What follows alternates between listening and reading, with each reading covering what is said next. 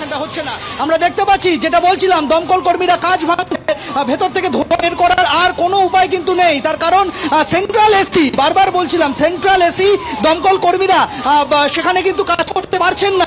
তার কারণ হচ্ছে যে ভেন্টিলেশন ব্যবস্থা, স্বাভাবিক ভেন্টিলেশন ব্যবস্থা বন্ধ হয়ে গেছে, কেননা বিদ্যুৎ সংযোগ বন্ধ, বিদ্যুৎ সংযোগ বিচ্ছিন্ন করে দেওয়া হয়েছে।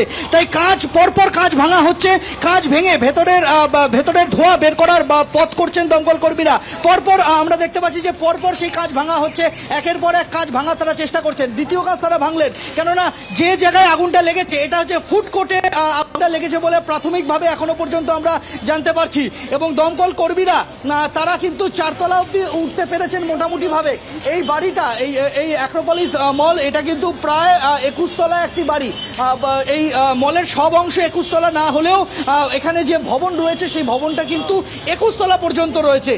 আর মলের যে অংশটা ফুড কোর্ট, সেটা মোটামুটিভাবে বলা যেতে পারে যে 6-7 তলার কাছাকাছি সম্ভবত এই মলের এখানে ফুড কোর্ট। সেই জায়গায় দাঁড়িয়ে এখানে দমকল কর্মীরা তারা 4-5 তলা পর্যন্ত পৌঁছাতে পেরেছে এবং 4-5 তলা পর্যন্ত পৌঁছে সেখানে কিন্তু কাজ ভাঙার কাজ তারা চালিয়ে যাচ্ছেন। কাজ ভাঙতে গিয়েও সমস্যা হচ্ছে, কাজ ভাঙতে গিয়েও তাদেরকে বেগ পেতে হচ্ছে। তার কারণ হচ্ছে যে মোটা কাজ, সেটা ভাঙতেও সমস্যা হচ্ছে। দমকল কর্মীরা পরপর কাজ ভাঙছেন, তার কারণ ভেতরে যে ধোঁয়া জমে রয়েছে সেই ধোঁয়ার মধ্যে কাজ করা সম্ভব নয়।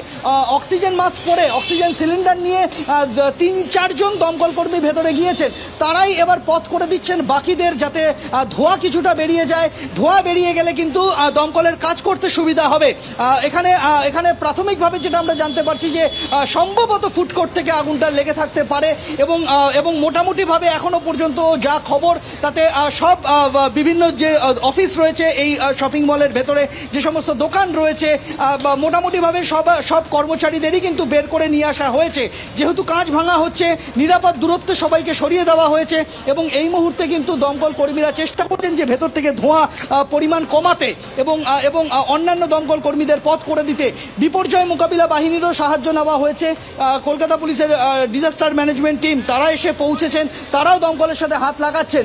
আমরা দেখতে পেলাম যে 3টে কাজ ভাঙা হলো এখনো পর্যন্ত, আরও কাজ ভাঙার চেষ্টা করছেন দমকল কর্মীরা, কেননা ধোঁয়া বের হওয়ার পথ করে দেওয়ার তারা চেষ্টা করছেন এই মুহূর্তে। একেবারেই, অর্থাৎ মলের ভেতরে যে জমাট বাঁধা ধোঁয়া রয়েছে তাতে কাজ করতে সমস্যা হচ্ছে দমকল কর্মীদের, এবং সেই কারণে প্রথমেই দমকল কর্মীরা যারা অক্সিজেন মাস্ক পরে ভেতরে ঢুকতে পেরেছেন তারা আগে কাঁচ ভাঙার কাজ করছেন, যাতে ভেতরে জমে থাকা ধোঁয়া বেরিয়ে যায় এবং তারা আগুন নিয়ন্ত্রণে আনতে পারেন। আগুনের উৎস খোঁজাই কিন্তু প্রাথমিক কাজ। দেখতে পাচ্ছেন একেবারে অ্যাক্রোপলিস মলের যে সামনের অংশ, সেখানে যে কাঁচ রয়েছে একেবারে বদ্ধ একটা জায়গায় এবং সেখানে আগুন লেগেছে। ফলত ধোঁয়ার প্রাবল্য এতটাই যে দৃশ্যমানতা যেমন শূন্য, তেমনই নিঃশ্বাস নিতে সমস্যা হচ্ছে, কাজ করতে অসুবিধা হচ্ছে দমকল কর্মীদের। তাই প্রাথমিকভাবে কাজ ভাঙার সিদ্ধান্ত নিয়েছেন তারা।